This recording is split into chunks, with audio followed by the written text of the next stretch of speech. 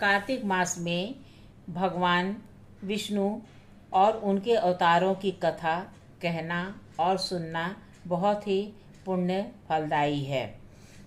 इसकी कथा कहने और सुनने से हमें अक्षय पुण्य की प्राप्ति होती है और हमें जन्म और मृत्यु के चक्र से छुटकारा मिल जाता है। पुरुषोत्तम क्षेत्र का महत्व वर्णनातीत है। यहाँ भगवान श्री कृष्ण पुरुषोत्तम नाम से विख्यात है, अतः इस क्षेत्र को पुरुषोत्तम क्षेत्र भी कहते हैं। इस क्षेत्र का नाम लेने से मनुष्य मुक्त हो जाता है। बहुत पहले स्वयं भगवान ने इस क्षेत्र में नीलमणि की प्रतिमा बनाकर स्थापित की थी। इस मूर्ति का इतना प्रभाव था कि उसके दर्शन मात्र से लोग मुक्त हो जाते थे। कारण विशेष से उस प्रतिमा का दर्शन दुर्लभ हो गया। दूसरे सतयुग में राजा इंद्रद्युम्न ने पुनः उस प्रतिमा को स्थापित करने का प्रयास किया। राजा इंद्रद्युम्न की राजधानी अवंती थी। वे परम धार्मिक, शूरवीर और समस्त गुणों से युक्त थे। वह प्रयत्नपूर्वक गुरुजनों की सेवा और सत्संग किया करते थे। इसी का परिणाम निकला कि उनके मन में इंद्रियों को रोककर मोक्ष प्राप्त करने की इच्छा जागृत हुई। इसके लिए उन्होंने तीर्थ यात्रा आवश्यक समझा। शीघ्र ही वे किसी तीर्थ के लिए उज्जैन से निकल पड़े। प्रजा उनके पिता का प्यार पाती थी, अतः सारी प्रजा उनके साथ हो गई। धीरे धीरे वे दक्षिण समुद्र तट पर आ गए। एक ओर समुद्र लहरा रहा था, दूसरी ओर उसी के तट पर एक विशाल वट वृक्ष भी शोभा पा रहा था। राजा इंद्रद्युम्न ने अनुमान से समझ लिया कि मैं पुरुषोत्तम तीर्थ में आ पहुंचा हूँ। उन्होंने इंद्रनील प्रतिमा की बहुत खोज की, परंतु वह न मिली।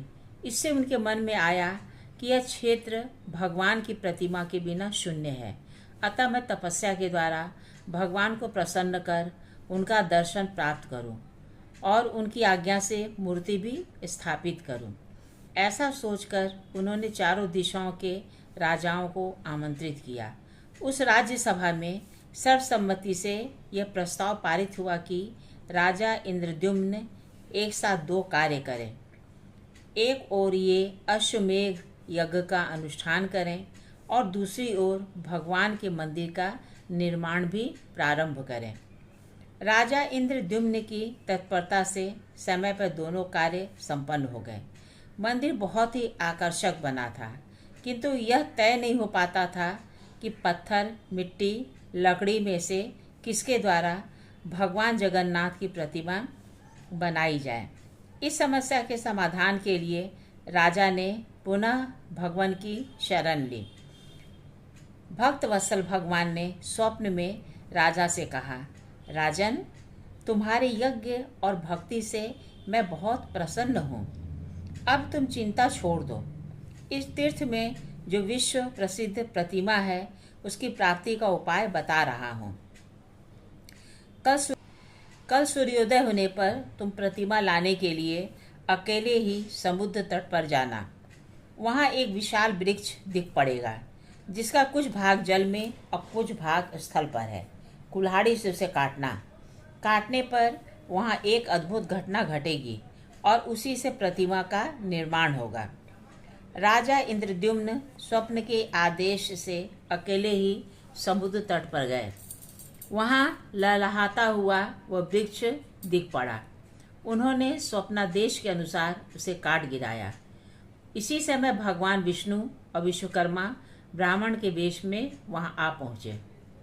भगवान विष्णु ने उनसे कहा, आइए हम दोनों वृक्ष की छाया में बैठ जाएं। मेरे ये साथी चतुर शिल्पी हैं। मेरे निर्देश के अनुसार ये उत्तम प्रतिमा बना देंगे। विश्वकर्मा ने एक ही क्षण में कृष्ण, बलराम और सुभद्रा की प्रतिमा बना दी। यह चमत्कार देखकर राजा को बहुत आश्चर्य हुआ। उन्होंने हाथ जोड़कर प्रार्थना की, भगवान, आप दोनों के व्यवहार मनुष्य जैसे नहीं है। मैं आपका यथार्थ परिचय पाना चाहता हूँ। भगवान बोले, मैं तुम पर बहुत प्रसन्न हूँ, वर मांगो। भगवान का दर्शन कर और उनके मधुर वचन को सुनकर राजा को हर्षातिरेक से रोमांच हो आया। उन्होंने गदगद वाणी में उनकी स्तुति की और अंत में वे चरणों में लौट कर बोले, मैं चाहता हूँ कि आपके दुर्लभ पद को प्राप्त करूँ। भगवान ने कहा, मेरी आज्ञा से अभी तुम 10,900 वर्षों तक राज्य करो। उसके बाद तुम्हें मेरे उस पद की प्राप्ति होगी जिसे प्राप्त करने के बाद सब कुछ प्राप्त हो जाता है। जब तक सूर्य और चंद्र रहेंगे तब तक तुम्हारी अक्षय कीर्ति फैली रहेगी। तुम्हारे यज्ञ से प्रकट होने वाला तालाब इंद्रद्युम्न नाम से प्रख्यात तीर्थ होगा। उस सरोवर में एक भी बार स्नान कर मनुष्य इंद्रलोक को प्राप्त करेगा। जो इसके तट पर पिंडदान करेगा वह 21 पीढ़ियों का उद्धार कर स्वयं इंद्रलोक चला जाएगा। राजा को वरदान देकर विश्वकर्मा के साथ भगवान अंतर्ध्यान हो गए। राजा बहुत देर तक आनंद में मग्न होकर वहीं ठहरे रहे।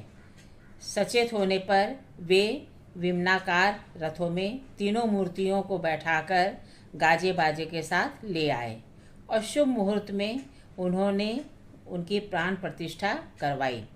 इस प्रकार राजा इंद्रद्युम्न के सत प्रयास से जगन्नाथ जी का दर्शन सर्वसुलभ हो गया।